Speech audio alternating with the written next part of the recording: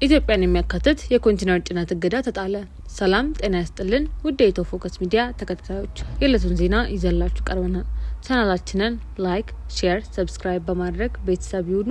ወደ ዝርዝር ዜናችን እናልፋለን።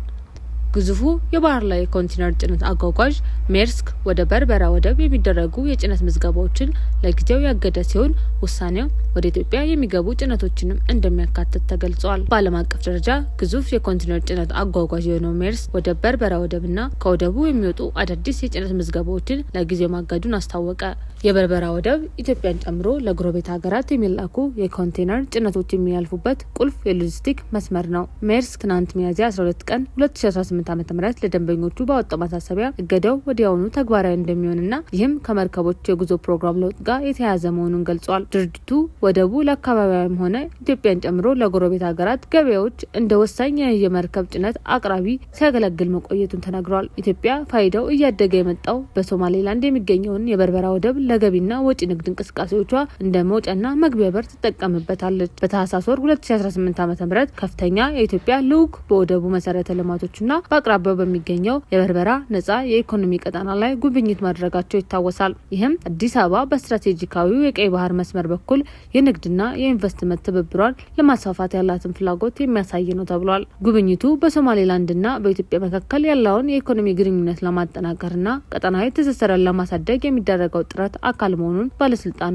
ይገልጻል። የሶማሌላንድ የገንዘብና ኢኮኖሚ ልማት ሚኒስቴር ዋና ዳይሬክተር መሐመድ ሐሰን ሳልባን የወደብ ቅልጥፍናን የጉምሩክ አሰራርንና የንግድ ማመቻቸት እርምጃዎችን ለማሻሻል ስለተከናወኑ ማሻሻያዎች ገለጻ አድርገውላቸዋል። ሜርስክ ትናንት ባወጣው መግለጫ በበርበራ በሚሰጠው አገልግሎት ለአካባቢውም ሆነ እንደ ኢትዮጵያ ላሉ የጎረቤት ሀገራት ገበያዎች ሊመኩበት እንደሚችሉ እንረዳለን ብለዋል። ግዙፉ የጭነት ድርጅት በጅቡቲ በሞቃዲሾና በሞምባሳ ወደቦች የሚሰጠው አገልግሎት እንደቀጠለ መሆኑን ገልጿል። እነዚህ ወደቦች የኢትዮጵያን የአቅርቦት ሰንሰለት ጨምሮ የቀጠናውን የሎጂስቲክስ ትስስር መደገፋቸውን እንደሚቀጥሉ አስታውቀዋል። ወደ በርበራ ጭነት መላክ የሚፈልጉ ደንበኞችም አማራጭ የየብስ ትራንስፖርት መንገዶችን እንዲጠቀሙ መክረዋል። ሜርስክ የጭነት ትዕዛዞቹን ለምን ለማገድ እንደወሰነ ዝርዝር ምክንያት ባይሰጥም ውሳኔው የመጣው የየመኑ የሁቲ አማጽያን በሶማሌላንድ እየሰፋ መጣ ያሉትን የእስራኤል ተሳትፎ በተመለከተ ማስጠንቀቂያ ከሰጡ ከጥቂት ቀናት በኋላ ነው። ሁቲዎች እስራኤል በሀርጌሳ አምባሳደር መሾሟን ተከትሎ እስራኤል በሶማሌላንድ መገኘቷ ለእኛ ቀይ መስመር ነው በማለት ማስጠንቀቂያ መስጠታቸው ይታወሳል። በየመን መዲና ሰነአ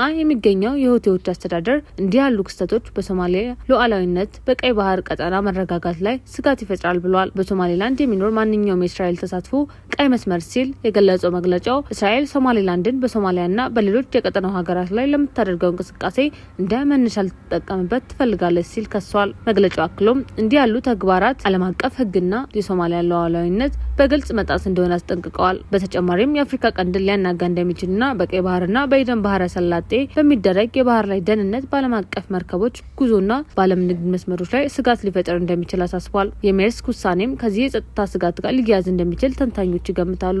በየመን የሚንቀሳቀሱ የሁቲ አማጽያን ከመካከለኛው ምስራቅ ግጭት በተለይም ከእስራኤል ሐማስና ኢራን አሜሪካ ውጥረት ጋር በተያያዘ በቀይ ባህር ላይ እየደረሱ ያለው ጥቃት ለዓለም አቀፍ የንግድ መስመርና የነዳጅ አቅርቦት ትልቅ ስጋት ደቅነዋል። የሁቲ አማጽያን በቀይ ባህር ላይ የደቀኑት ዋና ዋና ስጋቶች የመርከብ ንግድ መስተጓጎልና የጉዞ አቅጣጫ መቀየር፣ የንግድ መርከቦችን በድሮን በሚሳይልና በፈጣን ጀልባዎች በማጥቃታቸው በርካታ ዓለም አቀፍ የመርከብ ኩባንያዎች የባብ ኤል መንደብን የባህር በር መጠቀም አቁመዋል። መርከቦች ረጅሙን የአፍሪካ ማዕዘን እንዲዞሩ በመገደዳቸው የጉዞ ጊዜና ወጪ ጨምሮባቸዋል። የነዳጅና የምርት ዋጋ መናር፣ በቀይ ባህር በኩል የሚያልፈው የነዳጅና የንግድ ምርቶች መስተጓጎል በዓለም ገበያ የነዳጅ ዋጋ እንዲጨምር ማድረጉ ተነግሯል። አማጽያኑ የኢኮኖሚ ቀውስ በመፍጠር ረገድ በተለይ በግብጽ ላይ የሀገሪቱ የውጭ ምንዛሬ ምንጭ የሆነው የስዊዝ ካናል ገቢ በከፍተኛ ሁኔታ እንዲቀንስ አድርጓል። አማጽያኑ በ2024ና በ2025 ባደረጉት ጥቃት ከ129 በላይ መርከቦችን ማጥቃታቸውን ገልጸዋል። ጥቃቱን በቀይ ባህር፣ በህንድ ውቅያኖስና በሜዲትራኒያን ባህር ድረስ ማድረሳቸውን ሪፖርቶች ያመለክታሉ። የሁቲ አማጽያን በባህር ላይ መርከቦችን በመጥለፍና በማስጠም እንዲሁም በሮኬት በመምታት እንዲሰጥሙ ማድረጋቸው ከፍተኛ የደህንነት ስጋት ተፈጥሯል። በኢራንና በአሜሪካ እስራኤል መካከል ያለው ጦርነት እየተባባሰ በመምጣቱ ሁቲዎች በቀይ ባህር ላይ ያላቸውን ጥቃት እንደገና አጠናክረው እንደሚቀጥሉና አዲስ መርከቦችን ኢላማ እንደሚያደርጉ አስታውቀዋል። በአጠቃላይ ይህ ጥቃት የባብ አልመንደብን የባህር በር ወደ አደገኛ ቀጠናነት በመቀየር በዓለም ኢኮኖሚ ላይ የዋጋ ንረትና የእቃ አቅርቦት መቋረጥ ስጋትን አባብሶታል። በአጠቃላይ ይህ ጥቃት የባብ አልመንደብን የባህር በር ወደ አደገኛ ቀጠናነት በመቀየር መቀየር በዓለም ኢኮኖሚ ላይ የዋጋ ንረትና የእቃ አቅርቦት መቋረጥ ስጋትን አባብሶታል። የዕለቱ ዜና ይህን ይመስል ነበር። በሰላም ዋሉ።